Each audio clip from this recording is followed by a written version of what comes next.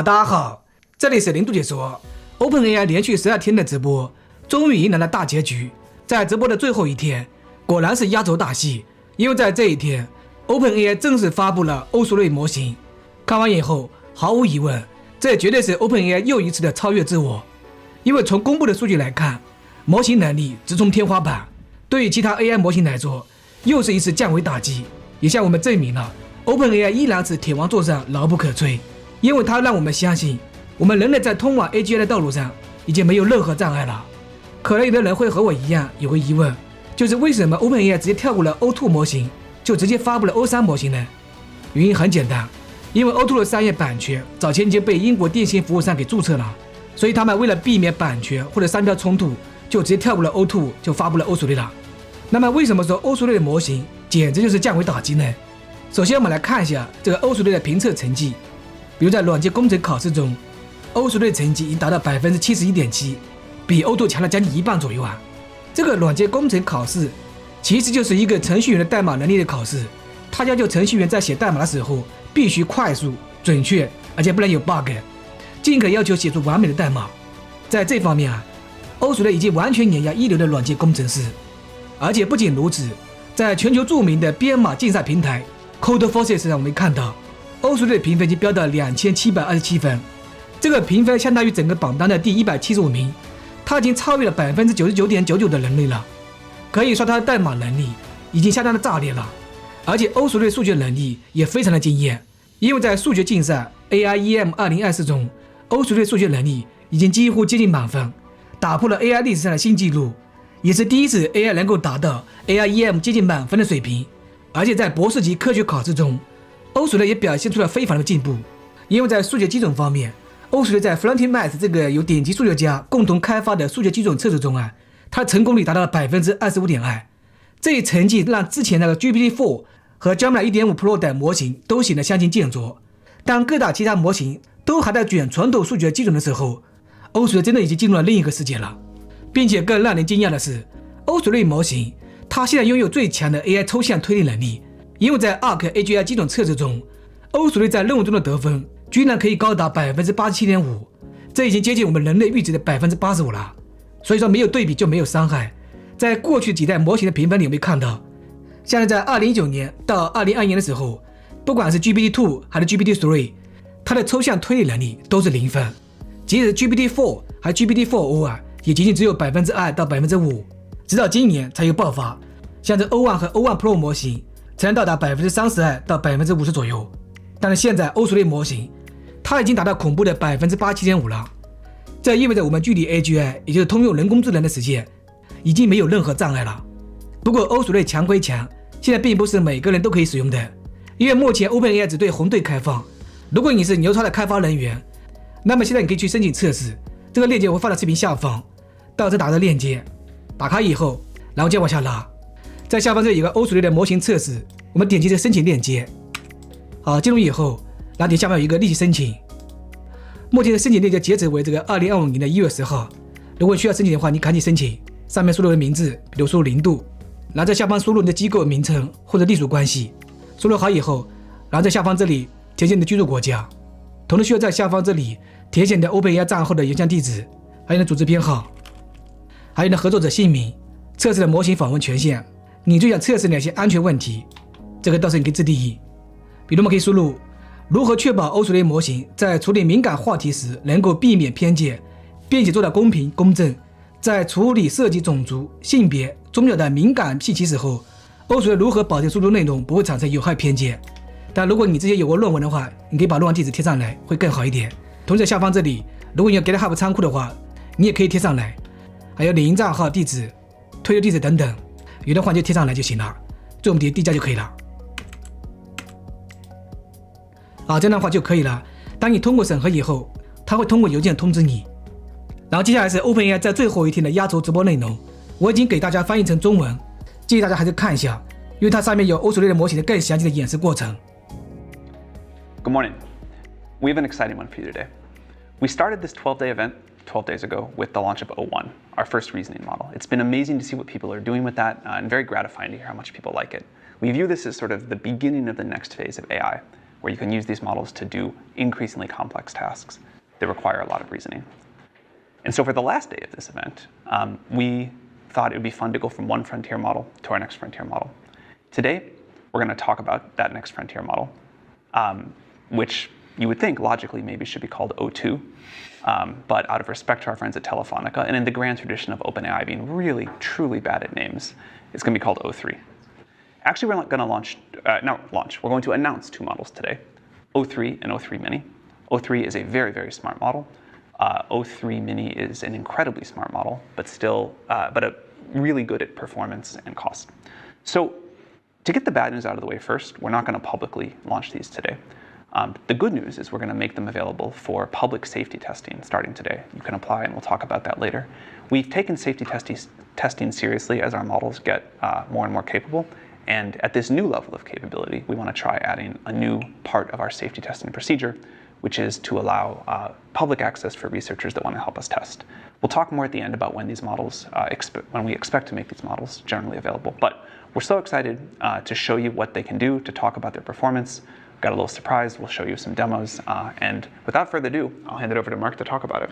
Cool. Thank you so much, Sam. So my name is Mark. I lead research at OpenAI. And I want to talk a little bit about O3's capabilities. Now, O3 is a really strong model at very hard technical benchmarks. And I want to start with coding benchmarks, if you could bring those up. So on software style benchmarks, we have SweetBench Verified, which is a benchmark consisting of real-world software tasks. We're seeing that O3 performs at about 71.7% accuracy, which is over 20% better than our O1 models. Now, this really signifies that we're really climbing the frontier of utility as well. On competition code, we see that O1 achieves an ELO on this contest coding site called Codeforce is about 1891. At our most aggressive high test time compute settings, we're able to achieve almost like a 27 ELO here. So Mark was a competitive programmer, actually still coaches competitive programming. Yes, very, very good. What is your? I think my best at a comparable site was about 2,500. That's tough. Well, I will say, our chief scientist, this is also better than our chief scientist Jakob's score. I think there's one guy at OpenAI who's still like a 3,000 something. Yeah, Gets a few more months to enjoy. Hopefully we have a couple of months to enjoy there. Great. This model is incredible at programming. Yeah, and not just programming, but also mathematics. So we see that on competition math benchmarks, just like competitive programming, we achieve very, very strong scores. So O3 gets about 96.7% accuracy versus an O1 performance of 83.3% on the AMI. What's your best AMI score? I did get a perfect score once on this, so I'm safe. But yeah, congratulations. Really what this signifies is that O3 often just misses one question whenever we test it on this very hard feeder exam for the USA Mathematical Olympiad. There's another very tough benchmark, which is called GPQA Diamond. And this measures the model's performance on PhD level science questions. Here we get another state-of-the-art number, 87.7%, which is about 10% better than our O1 performance, which was at 78%. Just to put this in perspective, if you take an expert PhD, they typically get about 70% in kind of their field of strength here. So one thing that you might notice, from some of these benchmarks is that we're reaching saturation for a lot of them, or nearing saturation. So the last year has really highlighted the need for really harder benchmarks to accurately assess where our frontier models lie. And I think a couple have emerged as fairly promising over the last months. One in particular I want to call out is EPIC-AI's Frontier Math benchmark. Now, you can see the scores look a lot lower than they did for the previous benchmarks we showed. And this is because this is considered today the toughest mathematical benchmark out there. This is a data set that consists of novel, unpublished, and also very hard to test. These are extremely hard. Yeah, very, very hard problems. Even Turnstile houses, it would take professional mathematicians hours or even days to solve one of these problems. And today, all offerings out there have less than 2% accuracy on this benchmark. And we're seeing with O3, in aggressive test time settings, we're able to get over 25%. Yeah. That's awesome. In addition to EPIC-AI's Frontier Math benchmark, we have one more surprise for you guys. So I want to talk about the ARC benchmark at this point, but I would love to invite one of our friends, Greg, who is the president of the ARC Foundation, on to talk about this benchmark. Wonderful. Sam and Mark, thank you very much for having us today. Of course. Hello, everybody. My name is Greg Camrad, and I'm the president of the ARC Prize Foundation. Now, ARC Prize is a nonprofit with the mission of being a North Star towards AGI through and during benchmarks. So our first benchmark, ARC-AGI, was developed in 2019 by Francois Chollet in his paper on the measure of intelligence. However, it has been unbeaten for 5 years. Now, in AI world, it feels like centuries is where it is. So the system that beats ARC-AGI is going to be an important milestone towards general intelligence. But I'm excited to say today that we have a new state-of-the-art score to announce. Before I get into that though, I want to talk about what ARC-AGI is. So I would love to show you an example here. ARC-AGI is all about having input examples and output examples. Well, they're good. They're good? Okay. Input examples and output examples. Now the goal is you want to understand the rule of the transformation and guess it on the output. So, Sam, what do you think is happening in here? Probably putting a dark blue square in the empty space. See, yes, that is exactly it. Now, that is really, it's easy for humans to intuitively guess what that is. It's actually surprisingly hard for AI to understand what's going on. So I want to show one more hard example here. Now, Mark, I'm going to put you on the spot. What do you think is going on in this task?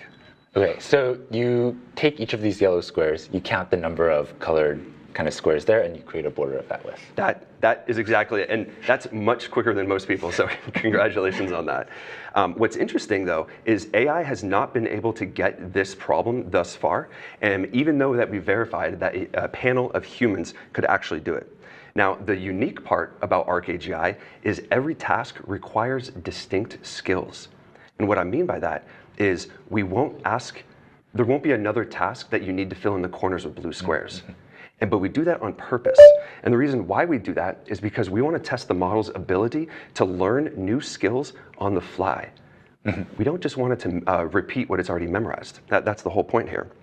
Now, ARC-AGI version 1 took 5 years to go from 0% to 5% with leading frontier models. However, today, I'm very excited to say that O3 has scored a new state-of-the-art score that we have verified.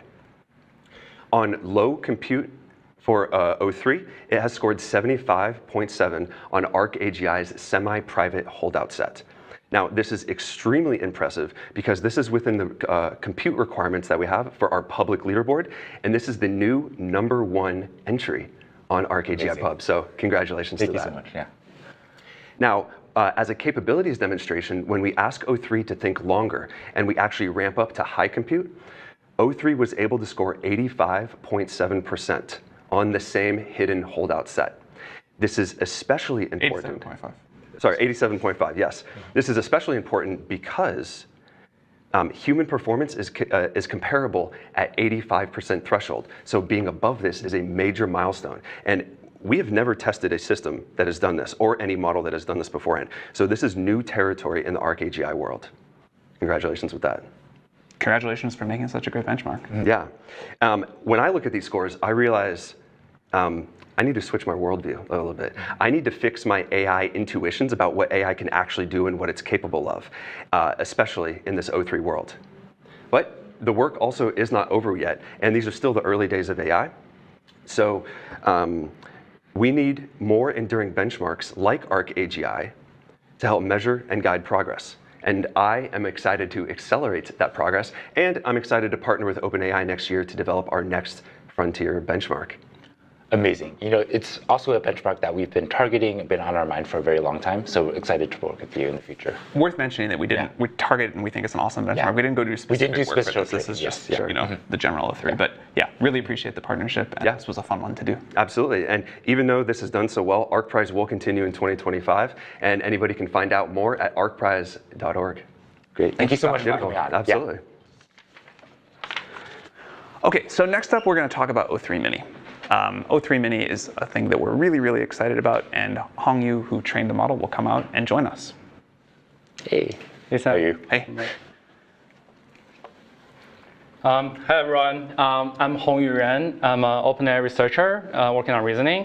So this September, we released O1 Mini, which is an efficient reasoning model in the O1 family that's really capable of math and coding, probably among the best in the world, given the low cost. So now, together with O3, I'm very happy to tell you more about O3 Mini, which is a brand new model in the O3 family that truly defines a new cost-efficient reasoning frontier. It's incredible. Yeah, though it's not available to our users today, we are opening access to the model to our safety and security researchers to test the model out. With the release of adaptive thinking time in the API a couple of days ago, for O3 Mini, we'll support 3 different options: low, medium, and high reasoning effort. So the users can freely adjust the thinking time based on their different use cases. So for example, for some, we may want the model to think longer for more complicated problems and think shorter with like simpler ones. With that, I'm happy to show the first set of evals of O3 Mini. So on the left-hand side, we show the coding evals. So it's like code versus ELO, which measures how good a programmer is, and the higher is better. So as we can see on the plot, with more thinking time, O3 Mini is able to have like increasing ELO, outperforming O1 Mini. And with like median thinking time, it's able to measure even better than O1. Yeah, so it's like for an order of magnitude more speed and cost, we can deliver the same code performance on this eval, or even better or even experience, better. right? So although it's like the O3 Mini high is still like a couple 100 points away from Mark, it's not far. It's better than me probably. But just an incredible sort of cost to performance gain over what we've been able to offer with O1, and we think people will really love this. Yeah, I hope so. So on the right-hand plot, we show the estimated cost versus code versus ELO trade-off. So it's pretty clear that O3 Mini defines like a new cost-efficient reasoning frontier on coding. So it's achieved like better performance, compared with better performance than O1 with a fraction of cost. Amazing. With that being said, I would like to do a live demo That sounds great. on O3 Mini. And hopefully you can test out all the 3 different like low, medium, high thinking time of the model. So let me paste the prompt.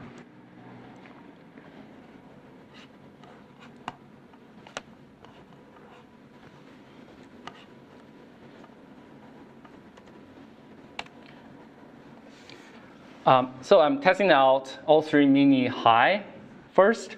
And the task is that I'm asking the model to use Python to implement a code generator and executor. So if I launch this, run this like Python script, it will launch a server locally with a UI that contains a text box. And then we can make coding requests in a text box.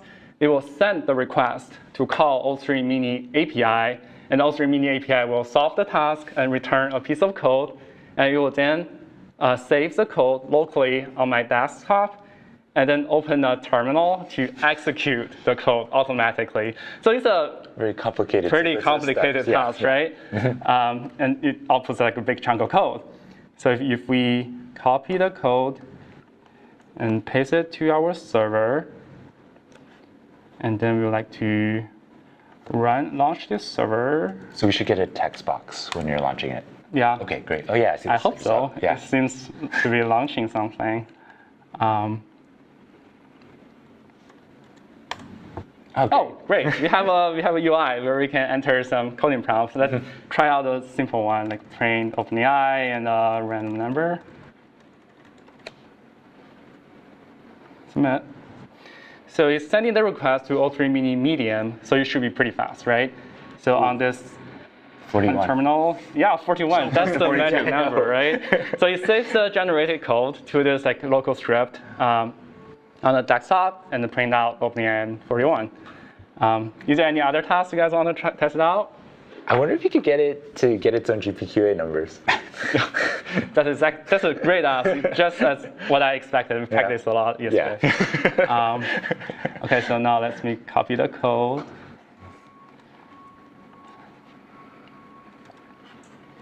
And send it in the code UI. So in this task, we asked the model to evaluate O3 mini with the low reasoning effort on this hard GPQA dataset.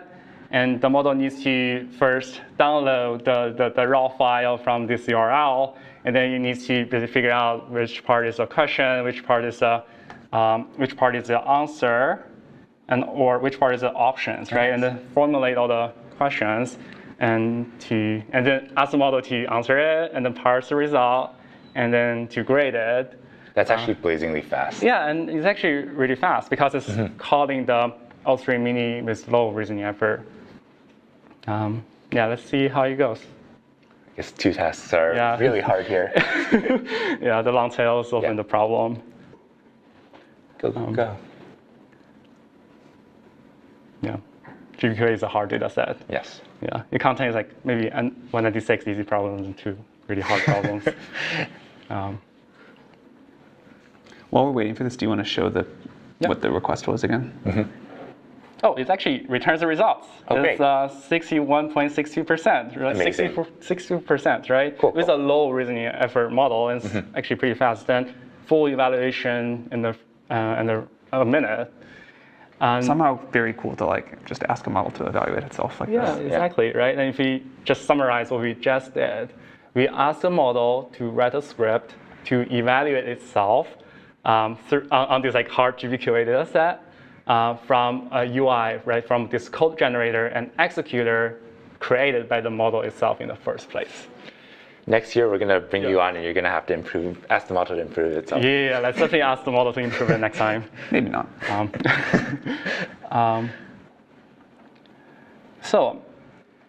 Besides code forces and GPQA, the model is also a pretty good math model.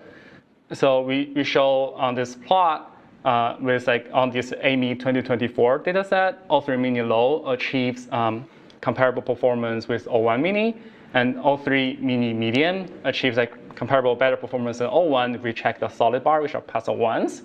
And we can further push the performance with O3 mini high, right? And on the right-hand side plot, when we measure the latency on this like anonymized O1 preview traffic, we show that O3 mini low drastically reduced the latency of O1 mini, right? Almost like achieving comparable latency with GPT-4o.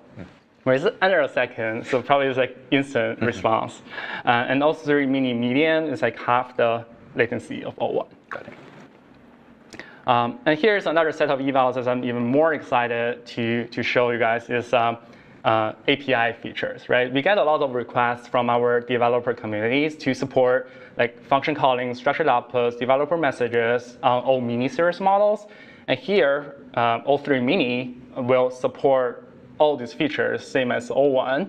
And notably, it achieves like comparable better performance than 4o on most of the evals, providing a more cost-effective solution to our developers.